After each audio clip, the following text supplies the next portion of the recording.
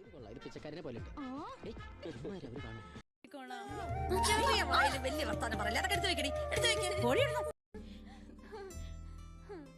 അച്ഛന്റെ കൂടെ മന്ത്രങ്ങൾ പഠിച്ചു തുടങ്ങും മുമ്പ് സിദ്ധിയും കിട്ടിയോ?